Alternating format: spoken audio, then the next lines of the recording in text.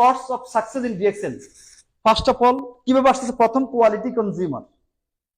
আপনি যদি product consume না করেন, আপনি যদি কনজিউম না করান, কোনোদিন আপনি সফলতা অর্জন করতে পারবেন না। কারণ এটা শুধু কথা দিয়ে না, গল্প দিয়ে না, কারণ প্রোডাক্ট ইউজ করতে হবে। তাহলে খুব সিম্পল জিনিস, যদি শুধু কফি পান করেন, টুথপেস্ট ইউজ করেন, সাবান ইউজ করেন এবং সুস্থ থাকার জন্য, আমি আপনাদের সবাইকে বলতে চাচ্ছি, এর আগে কিন্তু আমি অনেক সময় বলতাম যে যারা আজকে গরমের মধ্যে প্রবাসে কাজ করেন, বিশেষ করে রোদের মধ্যে, আপনারা জানেন বাংলাদেশে আমরা ওর স্যালাইন বানাইতাম কিভাবে? 3 আঙ্গুল দিয়ে কিন্তু লবণ নিতাম, রাইট?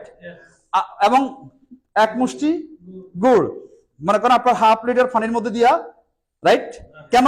ডিহাইড্রেশন যাদের হয়, যারা আপনারা আজকে কাজ করতেছেন রোদের মধ্যে, আপনাদের শরীর থেকে অনেক ঘাম যাচ্ছে, ডিহাইড্রেশন, ইলেকট্রোলাইটস যেটা হলো পটাশিয়াম, ক্লোরাইড, সোডিয়াম, এগুলো কিন্তু যাচ্ছে, এই জন্য আপনার টায়ার্ড হয়ে যাচ্ছেন।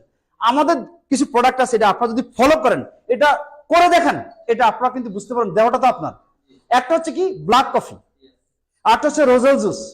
1.5 লিটার বোতলের মধ্যে আপনারা নেবেন 2টা থেকে 3টা ব্ল্যাক কফি নেবেন, রোজেল জুস নেবেন 50 ml অথবা এর বেশি নিতে পারেন। আর মনে করেন 3 আঙ্গুল দিয়ে যে লবণ, এটা 2 বার নেবেন। আর মনে করেন আপনারা দিয়ে মিক্স করবেন। যখন আপনি যাবেন ডিউটিতে, দেখবেন আপনারা যদি 10 জনে কাজ করেন, বাকিরা কত ক্লান্ত আর আপনারা যে স্ট্রং, আপনি এটা বুঝতে পারবেন। যদি বিশ্বাস না হয় আপনারা করে দেখেন, কারণ এই প্রোডাক্টগুলি আপনাদের জন্য খুব দরকার। তাইলে হচ্ছে কি, যে জিনিসগুলি প্রথমত হচ্ছে পিবি কোয়ালিফায়ার। আপনার যখন প্রোডাক্ট মুভমেন্ট হবে, আপনার পিবি হবে, তাহলে আপনার শেভ করতে অ্যালোবিক ফেশিয়াল ক্লিনজার আছে কিনা, এই দেশে আছে কিনা, সাবান আছে কিনা, শ্যাম্পু আছে কিনা, বেশি জ্ঞান দরকার আছে, এগুলি জানেন। সাপ্লিমেন্ট আপনি নাই ইউজ করলেন, প্লাস অ্যাক্টিভ মেম্বার্স, প্রথম কনজিউমার, তারপর হচ্ছে কি পিবি কোয়ালিফায়ার, কারণ এই কনজিউমার কারণে আপনি পিবি আসবে, আপনি কোয়ালিফাই হচ্ছেন। এরপর হচ্ছে কি মেম্বার, যে লোক প্রোডাক্ট ইউজ করে স্যাটিসফাইড হয়েছে, সে মেম্বার হওয়ার পরও প্রোডাক্ট ইউজ করবে কিনা?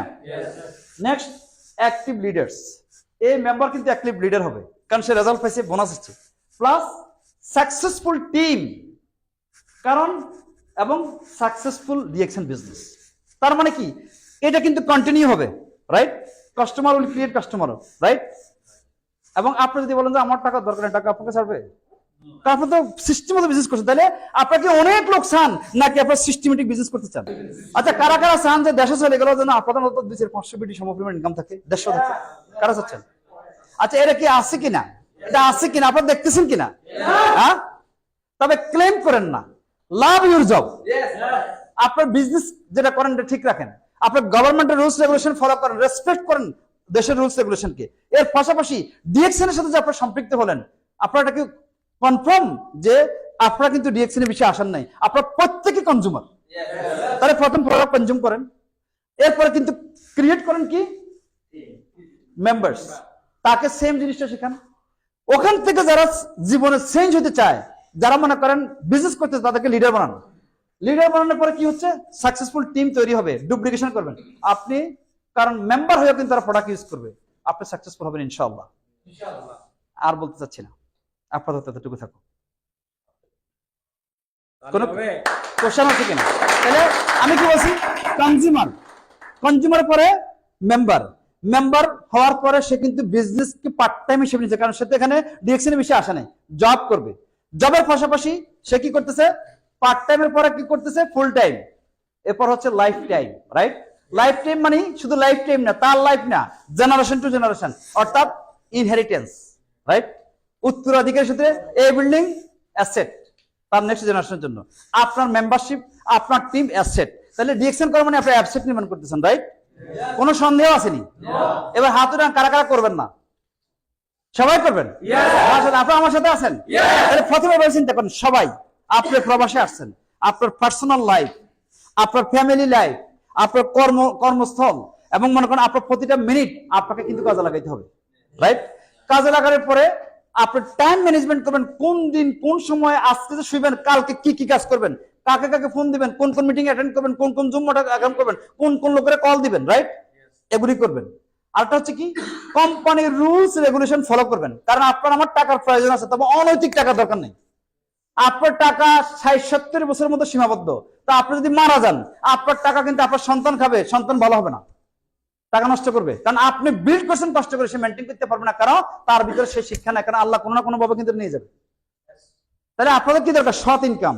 রুলস রেগুলেশন ফলো করতে হবে, ইথিক্যাল বিষয়গুলি ফলো করতে হবে। প্লাস সবাই চিন্তা করেন কত তাড়াতাড়ি পরিবার পরিজনদের সাথে থাকবেন। মানে ইনকাম লেভেল 200-300 বিডি হইলেও তাহলে বাংলাদেশে কোনো না কোনো জায়গায় বসে আপনি কিন্তু বিদেশে বলতে পারছেন। আপনি বাংলাদেশে যে ডিস্ট্রিক্টে থাকেন না কেন, ইন্টারনেট দরকার আর টেলিফোন দরকার, ইলেকট্রিসিটি দরকার।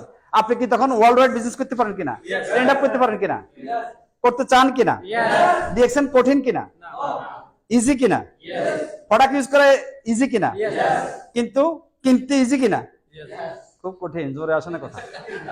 হ্যাঁ, সব ইয়েস, কিন্তু বেশি ইয়েস করে কিন্তু আপনাদের পিবি নেই কেন, আপনাদের বোনাস নেই কেন? কারণ মনে রাখবেন, বিনিয়োগ বুঝবেন, কারণ আপনারা যে এখন কাজ করতেছেন এখানে, এটা আপনার দেহ। আপনি যদি ভালো কোয়ালিটির প্রোডাক্ট ইউজ করেন, আমি ইন্টারনেটে হোটেল দেখতেছি, মনে করেন আপনার এগোডা এবং মনে করেন আপনার বুকিং.com, বাহারাইনে কিন্তু 150-200 বিডি পার নাইট।